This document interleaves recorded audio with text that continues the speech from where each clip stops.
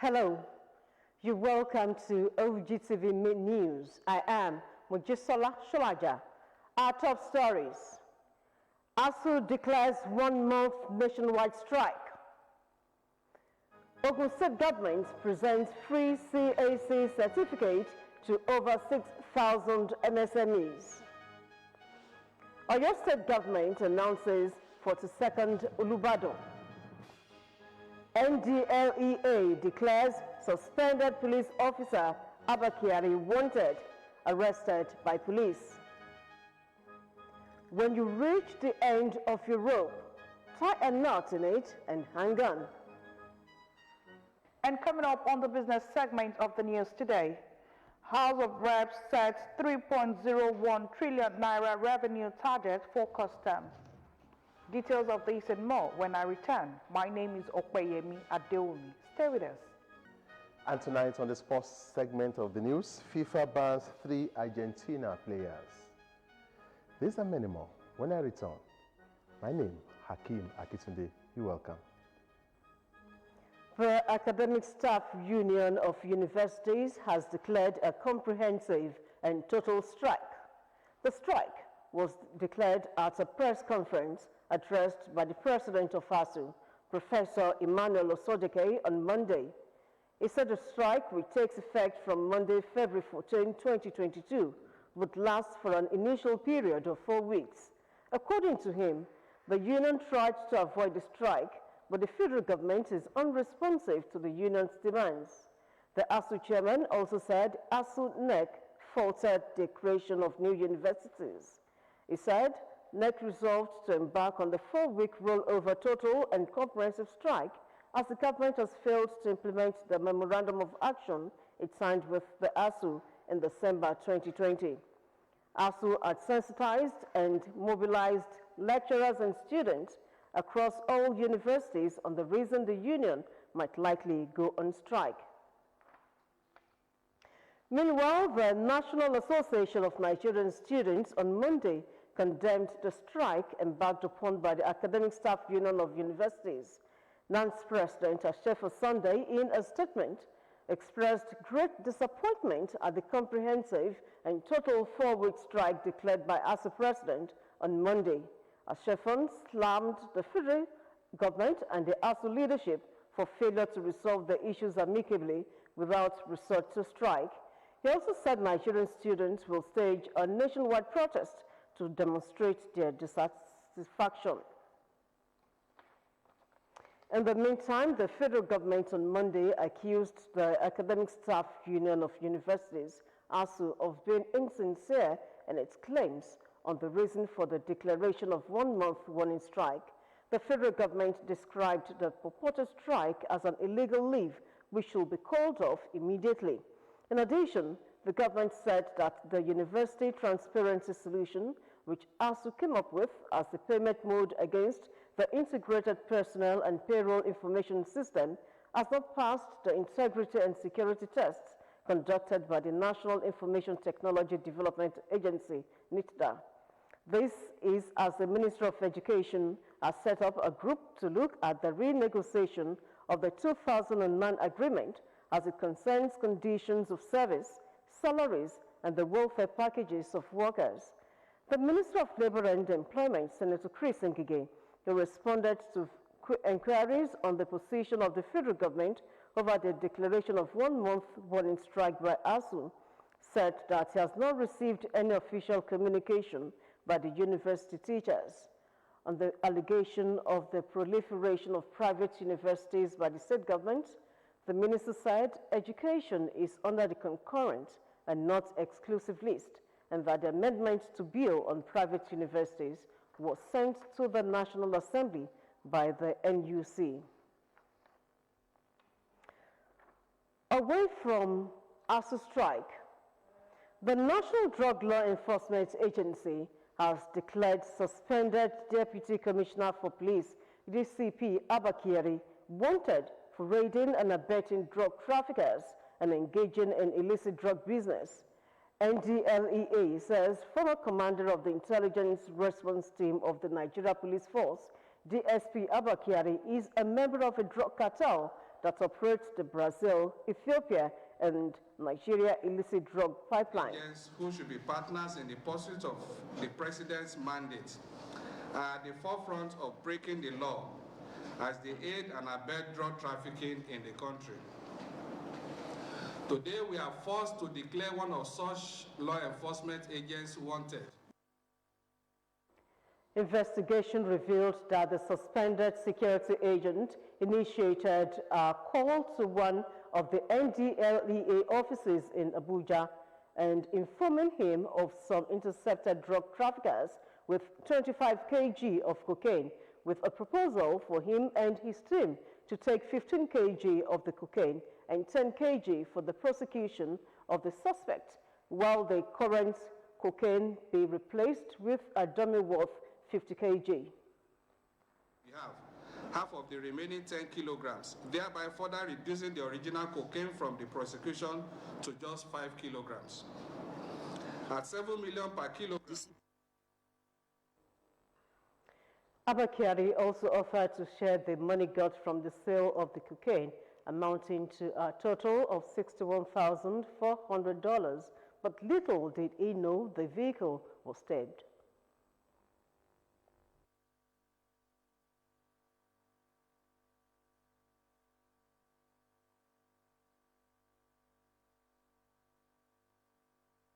As the suspects and drugs have been delivered to them, while ABBA KYARI was declared wanted for failure to respond to the agency's call for debriefing. Meanwhile, the suspended head of the Intelligence Response Team, DCP ABBA KYARI, has been arrested by the Nigerian police. He was arrested alongside 4 others on Monday. KYARI was arrested as after the National Drug Law Enforcement Agency declared him wanted over alleged drug links. The suspended DCP is also under investigation after the Federal Bureau of Investigation of the United States of America indicted him in the case of fraud involving Instagram celebrity Ramon Abbas, also known as Oshpopi. A senior police officer at the first headquarters said that KYARI was handcuffed and arrested like any other suspect. The police officer confirmed his arrest, handcuffed, and will be handed over to the appropriate agency. He was not given any preferential treatment. When contacted, the spokesperson for the force, CSP Olumuyiwa Adejobi, also confirmed KYARI's arrest. He, however, did not give details, saying that a press release will be issued soon. When asked to confirm KYARI's arrest, Adejobi replied yes, and 4 others, noting that a statement will be issued soon. As it is the case in many parts of the country, the fuel situation is yet to improve in Abeokuta, the Ogun State capital, as only a handful of fuel stations are selling the product. Matthew Shomi, who went round to monitor the situation in town, reports that the people are already feeling the impact of the scarcity. His report. Days after the situation started, fuel scarcity still persists in Abeokuta, while many filling stations in the city are not selling. The few ones that are selling are experiencing long queue, as you can see here. It's the first working day of a new week. Residents of Abeokuta woke up to long queues in a few filling stations dispensing the premium motor spirits, while those in need of the products for daily activities were finding it difficult to get it. Despite the promise of quick resolution of the problem that led to this by the government and stakeholders in the industry, people still groan under the non-availability of the essential commodity with its effects on the economy. I got here 5 a.m. and this is after 10, almost going to 10:30. So, and yet, I'm still with the dilemma of, am I going to get, am I not going to get? We have been moving around trying to get fuel. People are just fighting, pushing each other. But I don't know if the government can just, I don't know how they can make provision for the solution. While the people continue in desperate search of the products, many filling stations in Abeokuta are not selling the products, as the few ones selling have to contend with a volume of anxious buyers. Alhaji Surajudeen Bada is an independent marketer who is there to come to terms with why the situation persists. They cannot see any longer what is actually happening, because I thought that by now, for a proactive government, I think by now, the town, most stations should have gotten fuel by now. Even my own vehicle has been in Lagos for the past 2 weeks. For the past 2 weeks, I paid there, and up till now, they are not loading. Even they started loading skeletally because we monitored the situation, but they were loading for only mega stations and their own trucks. The Dapman people, they were loading their own trucks for their own stations, and they left all other marketers. Independent marketers constitute over 80% of the marketers in Nigeria. The development has again raised the issue of the need for self-sufficiency in fuel production by Nigeria. The answer is very close to us. Modular refineries are not as complicated as we have the giant oil refineries and so on. No. What we are talking about, get all these people, put them in a park. It's done all over the world. Okay, we will supply you crude oil, refine, and bring your refined fuel into this depot. As the people continue to hope for an improvement in the supply of the product, life for them is now not normal. Only time can tell when this will be totally over. Matthew Shomi, OGTV News. Over 6,000 micro, small and medium enterprise entrepreneurs have been presented with free Corporate Affairs Commission certificates by the Ogun State Ministry of Industry, Trade and Investment. Presenting their certificates at the symbolic presentation to beneficiaries on behalf of the State Governor, Prince ABIODUN, was the Secretary to the State Government, Mr. Tokunbo Talabi. Elizabeth Esson, who witnessed the event held at the Obas Complex, Okemoson, Abeokuta, reports that beneficiaries were drawn from all the 20 local government areas of the state. Her report. Whilst reducing the adverse effects of COVID-19, safeguarding jobs and assisting micro, small and medium enterprise was the federal government initiative of Formalization Survivor Support Scheme for entrepreneurs across the 36 states of the Federation. In a collaborative effort, the Ogun State government, through the Ministry of Industry, Trade and Investment, presented over 6,000 entrepreneurs with Corporate Affairs Commission certificates free of charge to further provide conducive business environment in the state. I'm pleased to state here today with clarity and emphasis that support that about 250,000 businesses were registered under the Formalization Support Program, which we know as the CAC, Registration with Corporate Affairs Commission, at no cost to the SMEs, and our dear state benefited to the tune of 6,600. Among other laudable grants under the Federal Government Survival Fund Scheme. The State Commissioner, Ministry of Industry, Trade and Investment, Mrs. Kikelo Molonge, confirmed that registration of business by entrepreneurs was a step at ensuring smooth transaction of business and fostering eligibility for various credit facilities. This window of opportunity will create jobs for our teeming youths across all as your businesses, as well as all the others that are benefiting from this track, will be better positioned to scale up, thereby growing and employing more people. Of course, you know that this will have a multiplier effect on the economy of the various communities in our state by stimulating growth and development. The Secretary to the State Government, Mr. Tokunbo Talabi, on behalf of Prince Abiodun, affirmed that the state government will continue to harness all avenues at providing atmosphere for small and medium-scale businesses to thrive. The administration of Prince Dr. Abiodun will continue to work assiduously to strengthen our position as the industrial hub of Nigeria, which you already know, and to improve our ease of doing business ranking. There were goodwill messages delivered by dignitaries who graced the occasion. Elizabeth Esson, OGTV News. Still to come on OGTV News, WAEC releases 2021 GCE results. We will bring you the details shortly.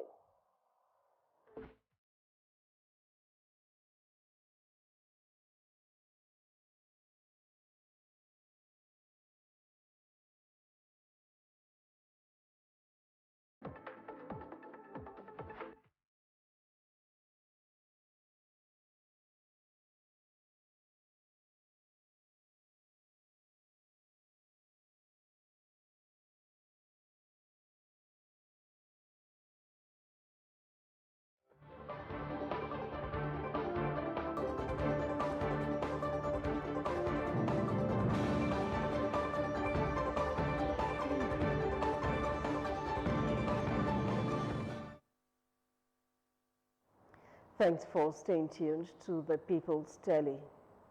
Various stakeholders have advocated synergy among the three tiers of government in the country in tackling the scourge of epilepsy so as to have a society free from the ailment.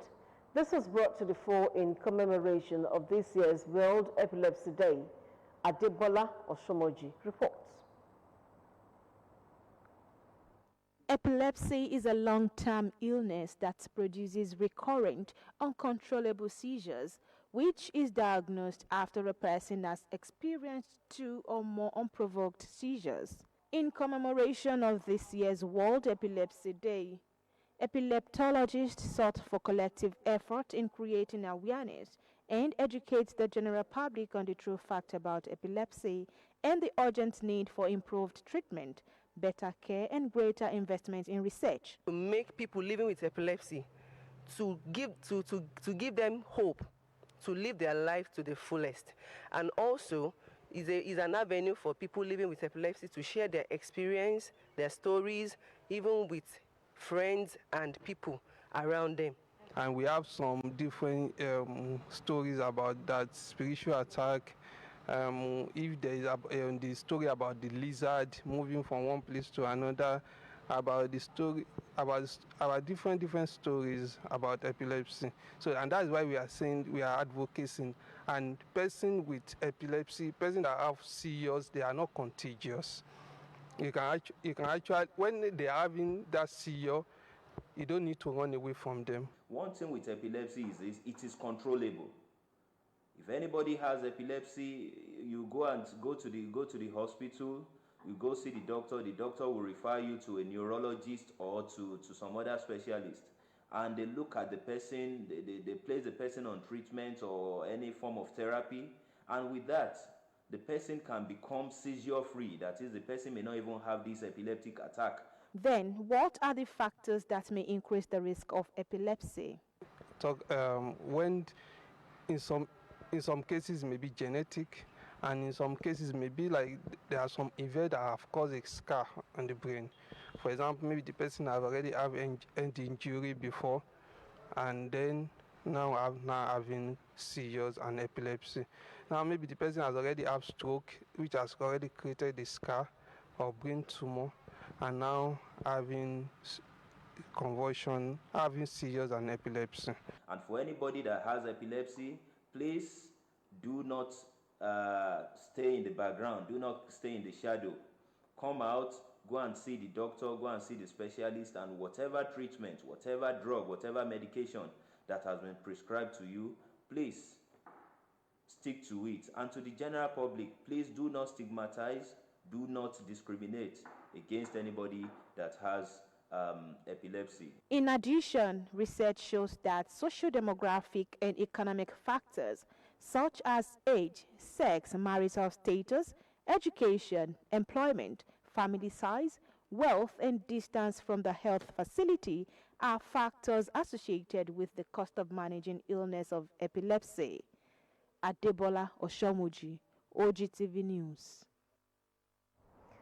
The Ogun State Governor, Prince Dr. Abiodun, has urged members of the All Progressives Congress APC in Oyo State to use the death of the former governor of the state, Otumba Christopher Alao Akala, to unite and work together for the success of the party.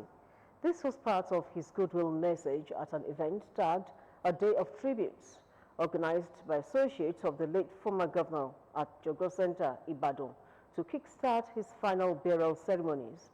Represented by the Publicity Secretary of APC in Ogun State, Comrade Sunday Oladunjoye, Abiodun, who described late Alao Akala as a bridge builder, commended political leaders and stakeholders of Oyo APC for coming together to honor the deceased, advising them to use the opportunity of his death to work for success in the 2023 general elections. Speaking further, the Ogun State Governor remarked that Alao Akala's family has lost a family man and Dotun patriarch whose records of service to the nation included a career in the Nigerian police, where he rose to the rank of an Assistant Commissioner of Police. Governor Abiodun said the late politician will be sorely missed, but was consoled by the eventful life he lived, the many lives he touched, and the legacy of service he left behind. The Day of Tribute featured public lecture titled Otuba Christopher Adebayo Alao Akala, The Lifetime of a Humane Politician, which was delivered by Professor Tunji Olapa, while goodwill messages were delivered by notable political leaders from within and outside Oyo State at a well-attended event. Secretary to Ogun State Government, Mr. Tokunbo Talabi, has called on successful business owners and entrepreneurs in the state not to turn down any opportunity to serve humanity through government, saying it provides a veritable opportunity to make larger impact than in the private sector. Talabi was a guest speaker at a retreat held by Igbobi College Old Boys Association 1973-77 to 79 set at Ogiri Resort, Ogun State, spoke on his initial views and impressions about being in government and his new experience as secretary to the state government. He called on his colleagues at the retreat and other accomplished entrepreneurs and professionals not to turn down an opportunity to be in government, saying it gives the advantage to impact more lives on a larger scale.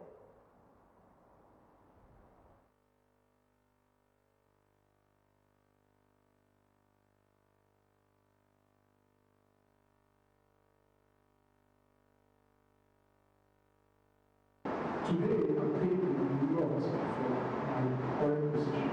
First, the business will not be better than the other.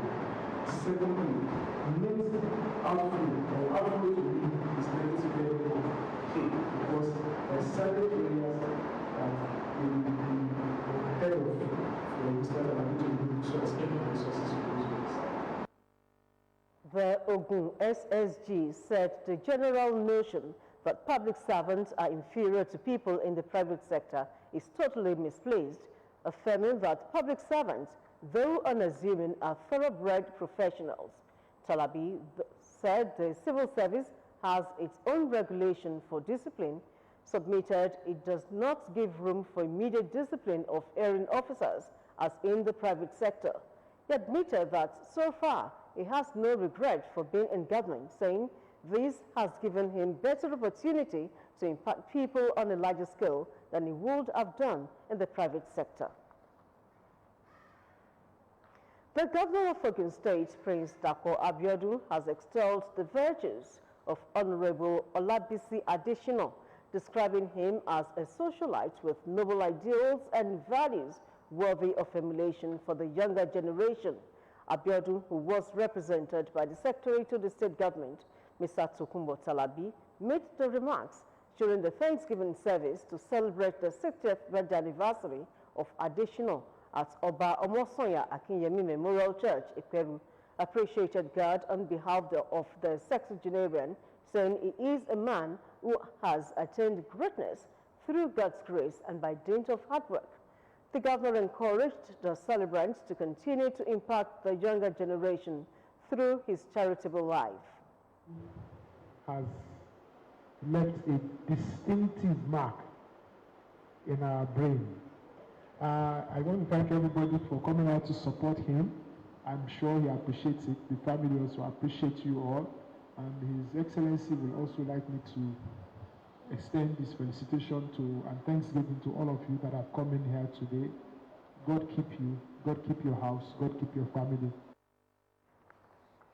In his sermon titled, Give Thanks to God, the vicar of the church, Venerable Joseph Amadu, encouraged the congregation to always appreciate the benevolence of God in their lives and live an impactful life. Amadu urged the congregants to strive to do things that will make others happy, saying some people immediately lose their relevance as soon as they leave social positions or positions of authority because they did not live a life of meaningful and impactful lives.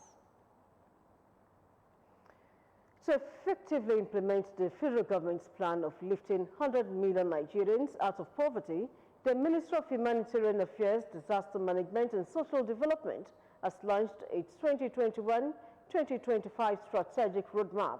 The event, which had relevant stakeholders in attendance, is to achieve a more resolute response by engaging partners towards sustaining the monetary interventions in the country. Another giant step taken on how to free many from the shackles of poverty is the deliberate effort at restoring dignity to humanity by reaching out to the poor and vulnerable in the society. In sustaining these efforts, the Ministry of Humanitarian Affairs, Disaster Management and Social Development unveils a strategic roadmap covering 2021 to 2025, anchored with strategic bill towards achieving an improved response on humanitarian interventions. These stakeholders are lending their voices in solidarity towards achieving the great cause. As much as this administration is noted for the infrastructural development, it's also noted for what it has done in terms of catering and caring for those who are vulnerable among us. All of this effort needs funding in one way or the other. So we must look at how to optimize the limited funds that we have that we're able to avail to the ministry and its agencies. We must make sure that whatever we're doing, we're getting real value for the money. We are prepared at all times to collaborate with you and to work with you to ensure that you succeed in your mandate. Some of these things people in the state do not know. Because it's when you are doing these things, let us know so that we can tell people the work you are doing. The roadmap also introduces implementation, monitoring, evaluation, review and reporting mechanisms that will be deployed to ensure effective results delivery.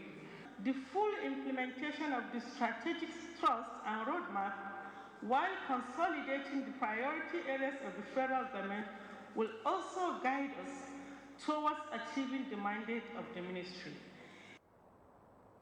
In a message, the Vice President, Professor Yemi Osinbajo, says the federal government will put its full weight to actualize the project.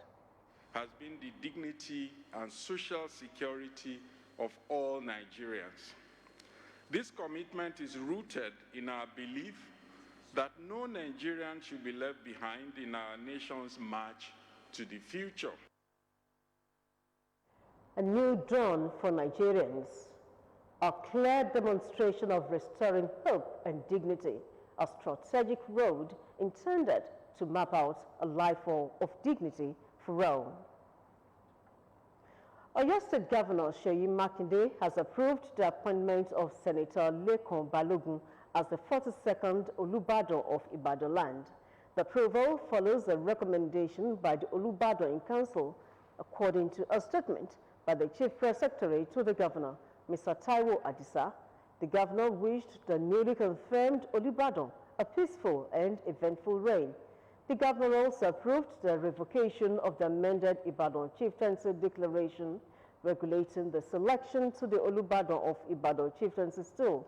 The statement noted that the Governor made the revocation order dated February 11, 2022, in line with the powers conferred on him by the Constitution of the Federal Republic of Nigeria, 1999, as amended, in view of the judgment of the Oyo State High Court on February 1 and 10, as well as Section 7, 20, 26, and 30 of the Chief's Law of Oyo State, 2000.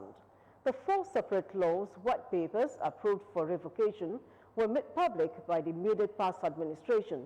between 2011 and 2018. The West African Examination Council has released the results of the 2021 second series West African Senior School Certificate Examination for private candidates. Speaking at WAEC Lagos office, head of the national office, Patrick Aregan, said the examination was conducted at the same time throughout the 5 member countries, including Nigeria. He said a total of 52,973 candidates registered for the examination. The conduct of the examination took place from Friday, November 12, 2021 to Wednesday, December 22, 2021. The United Nations Children's Fund has said that more than 8,000 girls and boys have been recruited and used as child soldiers in different roles by armed groups across Nigeria. This was contained in a statement by UNICEF to commemorate the International Day Against the Use of Child Soldiers, known better as Red Hand Day. UNICEF Chief of Maiduguri Field Office, Pyong Nguyen, said for 13 years, armed conflict in northeast Nigeria has claimed thousands of lives, disrupted livelihoods and access to essential services for children and their families. According to her, nearly 1 million homes and 5,000 classrooms have been razed in the protracted armed conflict. Nguyen, however, called for an end to the recruitment and use of children by armed groups in Nigeria and the release of those in the custody of such group. Up next is business news.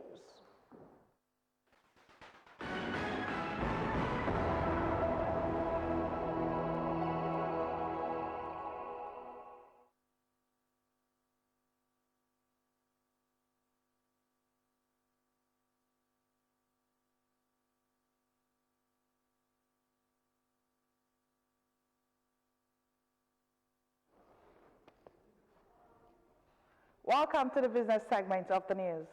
The House of Representatives Committee on Custom and Excise has set the sum of 3.01 trillion naira as the 2022 revenue target for the Nigerian Customs Service. The committee also approved 369 billion naira as the 2022 budget for the service. Leke Abejide, Chairman, House Committee on Custom and Excise, said this when the Comptroller General of the service, retired Major General Ahmed Ali, appeared before the committee to defend the 2022 budget.